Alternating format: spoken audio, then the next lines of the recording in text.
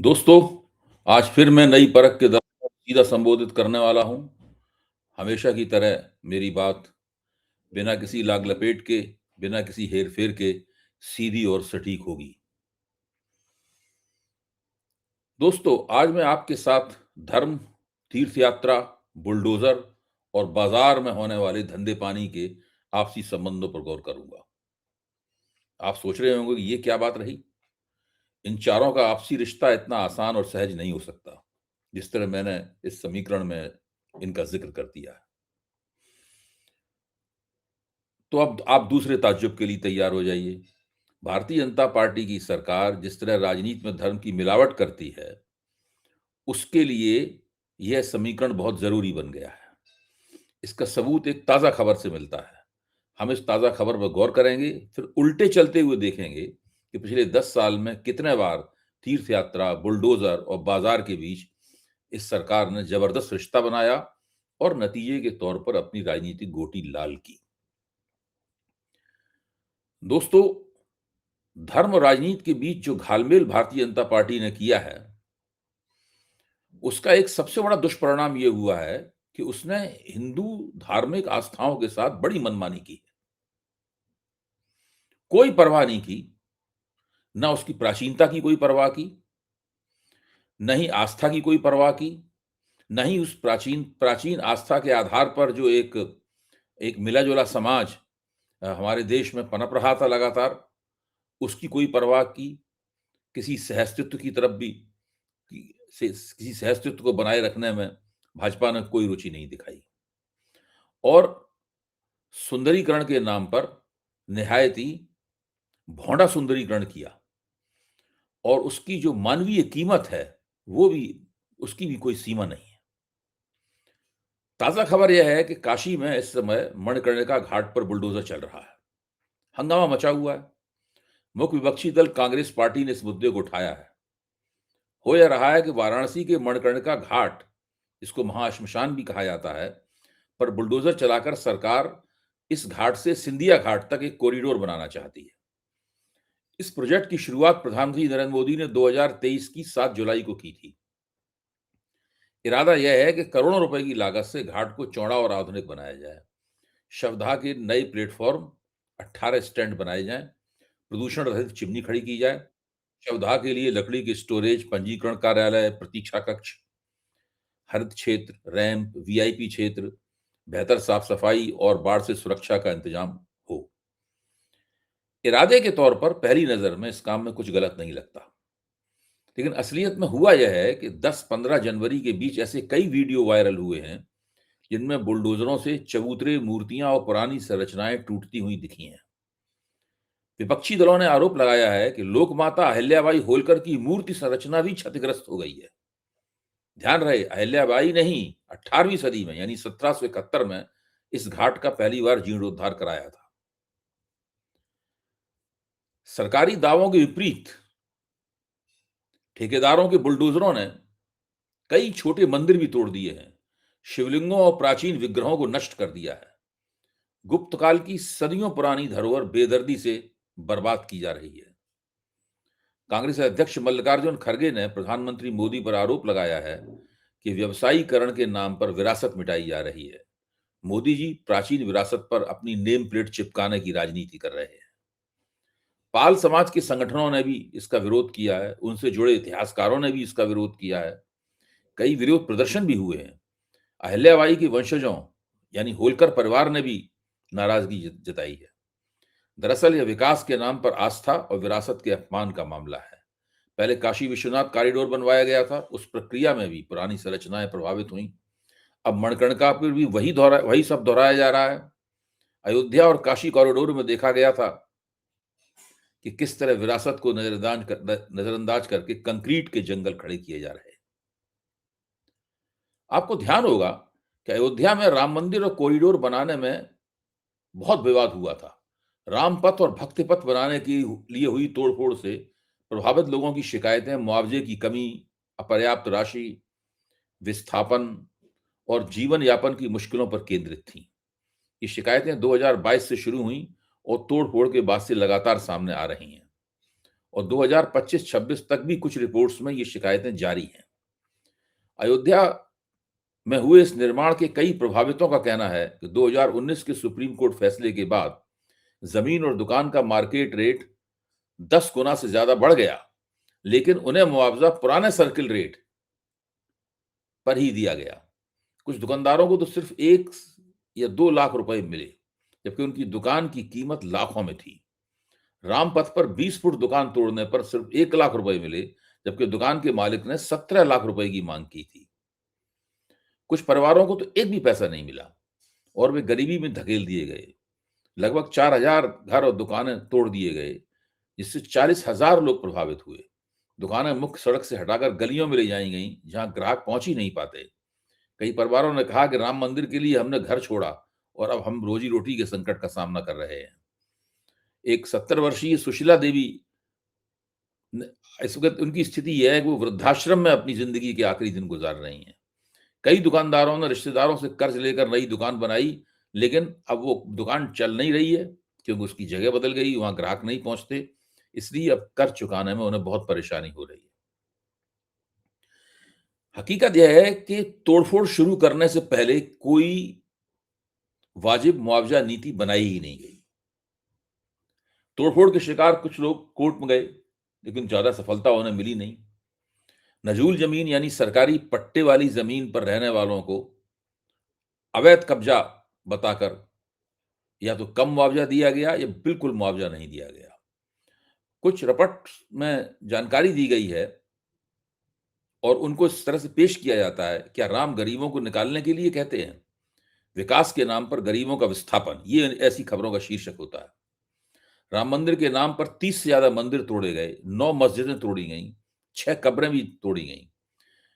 ये मुख्य रूप से राम मंदिर के आसपास सड़कों को चौड़ा करने, शहर को तीर्थयात्रियों के लिए बेहतर बनाने और हिंदू वेटिकन सिटी जैसा रूप देने के प्रोजेक्ट का हिस्सा था। इस शब्द की पर ध्यान दीजिए, हिंदू वेटिकन सिटी। आप सोच रहे होंगे कि हिंदू होने और ईसाइयों की वेटिकन सिटी के बीच में क्या संबंध हो सकता है। विडंबना यह है कि राम मंदिर के नाम पर कई पुराने मंदिर तोड़े गए। इनमें जन्म स्थान मंदिर जो 300 साल पुराना था वो भी शामिल है और कई छोटे छोटे मंदिर तोड़े गए।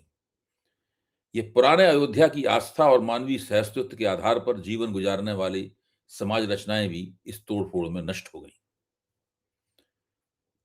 क्या यह अपने आप में सोचने लायक बात नहीं है कि जो पार्टी धर्म और राजनीति के घालमेल के जरिए सत्ता में आई, वह हिंदुओं के सभी धार्मिक तीर्थ स्थलों को धार्मिक पर्यटन के नाम पर पूरी तरह से बिल्डरों, ठेकेदारों, होटलों और रिजॉर्टों के व्यवसाय के हवाले कर देने पर तुली है।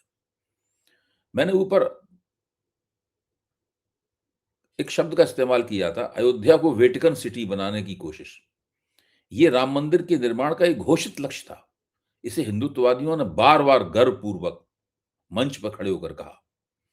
मैं नई परख के दर्शकों श्रोताओं से अपील करता हूं कि वे अयोध्या को वेटिकन सिटी बनाने के इरादे के पीछे की वैचारिक दृष्टि पर जरा गंभीरता से सोचें। ये राष्ट्रीय स्वयंसेवक संघ का एक पुराना शगल है। यह संगठन हिंदुओं को ईसाइयों और मुसलमानों जैसा बनाना चाहता है, यानी हिंदू धर्म का सामीकरण करना चाहता है। हिंदुओं के लिए मस्जिदों में आस्था, उनकी हिंदुओं के लिए मंदिरों में आस्था उनकी भव्यता से कभी नहीं जुड़ी रही। ऐसे न जाने कितने मंदिर हैं, कितनी मूर्तियां हैं जो सदियों से करोड़ों की आस्था के केंद्र हैं, पर उन्हें आधुनिक अर्थों में भव्य नहीं कहा जा सकता। अगर सरकार ऐसे तीर्थ स्थलों को पर्यटन के केंद्रों में बदलना चाहती है, तो उसके लिए उसे जिस नाजुक संतुलन को बनाने की कोशिश करनी चाहिए थी, उसकी तरफ एकदम ध्यान नहीं दिया गया है। दरअसल आज के ये खोखले राम भक्त और शिव भक्त पश्चिम से भी सही प्रेरणा लेने के लिए तैयार नहीं है। पश्चिम में पुरानी चीजों, स्मारकों और इमारती संरचनाओं को तोड़ने और ध्वस्त करने की बजाय उन्हें संरक्षित करने पर ही ज्यादा जोर रहता है। वहां किसी पुरानी बिल्डिंग, भले ही वो किसी चर्च, गिरजाघर की ना हो या मस्जिद की ना हो, उस बिल्डिंग को तोड़ने से पहले भी उन समाजों में केवल सरकार, ठेकेदारों और उस जगह एक मल्टीप्लेक्स बना देने वाले वाले इरादों या कोई मॉल खड़ा कर देने वाले इरादों के खिलाफ काफी आलोचनात्मक दृष्टि से देखा जाता है। और आमतौर पर इस तरह की कमेटियां बनती हैं, सिविल सोसाइटी के लोग होते हैं जो इन बातों पर संघर्ष करके पुराने स्मारकों, पुरानी इमारतों को इस तरह के व्यवसायीकरण से बचाते हैं। यूरोपियनों, अमेरिकनों ने भी अपने यहाँ धार्मिक पर्यटन विकसित किया है, लेकिन प्राचीनता, क्लासिकलनेस और उससे जुड़ी प्रचलित जीवन पद्धतियों की कीमत पर नहीं। भारत में इन पहलुओं पर ध्यान दिया जाना जरूरी था, लेकिन इस सरकार ने अपने ठस रवैये के कारण इस पहलू की पूरी तरह से उपेक्षा कर दी है। दरअसल भाजपा धर्म और राजनीति का घालमेल करके सत्ता में तो आ गई, लेकिन धर्म और आस्था का सम्मान करने की बजाय उसे हिंदू धर्म या सनातन धर्म के साथ जबरदस्त उसने हिंदू धर्म या सनातन धर्म के साथ जबरदस्त छेड़छाड़ का रवैया अपनाया है। उसके नेता हिंदू देवी देवताओं के साथ मनमानी कर रहे हैं। यहां तक कि उन्होंने हनुमान जी को भी नहीं छोड़ा। प्रधानमंत्री दिन रात तरह तरह की नौटंकी करते रहते हैं। उन्हें देवी देवताओं का अपमान करने से भी संकोच नहीं है। उन्होंने पवन सुत हनुमान जी को पतंग बनाकर उड़ा दिया है। काशी पवित्र और प्राचीन है। भगवान शिव की नगरी मोक्ष का द्वार मानी जाती है। काशी का उल्लेख वेदों, पुराणों, प्राचीन ग्रंथों में है। इसी वाराणसी में विकास के नाम पर धर्म की धज्जियां उड़ाई गई हैं, विनाश किया जा रहा है। मणगढ़ घाट पर प्राचीन मूर्तियां ध्वस्त की जा रही हैं, मंदिर ढाए जा रहे हैं। लोग आहत हैं, मुखर हैं, लेकिन कोई सुनवाई नहीं है।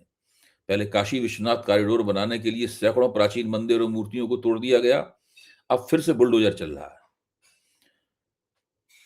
मैं यहाँ कांग्रेस अध्यक्ष मल्लिकार्जुन खड़गे की एक्स पर डाली गई एक पोस्ट से इस चर्चा का उपसंहार करूंगा। खड़गे जी ने बहुत अच्छी पोस्ट लिखी है, सबको पढ़ना चाहिए। खड़गे जी ने प्रधानमंत्री को संबोधित करते हुए लिखा है, भौड़े सौंदर्यीकरण और व्यवसायीकरण के नाम पर आपने बनारस के मणिकर्णिका घाट में बुलडोजर चलवाकर सदियों पुरानी धार्मिक, सांस्कृतिक और आध्यात्मिक विरासत को ध्वस्त करने का काम किया है। आप चाहते हैं कि इतिहास की हर धरोहर को मिटाकर बस उस पर आपकी नेम प्लेट चिपका दी जाए। कॉरिडोर के नाम पर छोटे बड़े मंदिर और देवालय तोड़े गए हैं और अब प्राचीन घाटों की बारी है। गुप्त काल में वर्णित जिस मणिकर्णिका घाट, जिसका लोकमाता अहिल्याबाई होलकर ने पुनरुद्धार करवाया, उस दुर्लभ प्राचीन धरोहर को आपने रिनोवेशन के बहाने तोड़वाने का अपराध किया है। काशी दुनिया का प्राचीनतम शहर है। अध्यात्म, संस्कृति, शिक्षा और इतिहास का ऐसा संगम है जो पूरी दुनिया को अपनी ओर आकर्षित करता है। क्या इस सब के पीछे फिर से व्यवसायिक मित्रों को फायदा पहुंचाने की ही मंशा है? जल, जंगल, पहाड़ सब आपने उनके हवाले कर ही दिए हैं। अब सांस्कृतिक विरासत की भी बारी आ गई है। देश की जनता के आपसे दो सवाल हैं। जीर्णोद्धार, साफ सफाई और सुंदरीकरण विरासत को सहेज कर भी हो सकता था। पूरे देश को याद है कि संसद परिसर से आपकी सरकार ने किस तरह से महात्मा गांधी, बाबा साहब अम्बेडकर समेत भारत की महान हस्तियों की प्रतिमाओं को बिना किसी राय पशपरे के एक कोने में रखवा दिया।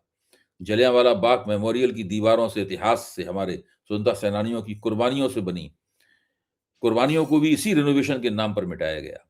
मणगढ़ घाट में बुलडोजर का शिकार बनी सैकड़ों साल पुरानी मूर्तियों पर कुल्हाड़ी चलाकर उन्हें मलबे में डाल दिया गया है। इन्हें किसी म्यूजियम में संभाल कर रखा जा सकता था। आपने दावा किया था कि मुझे माँ गंगा ने बुलाया है। आज आपने माँ गंगा को भुला दिया है। बनारस के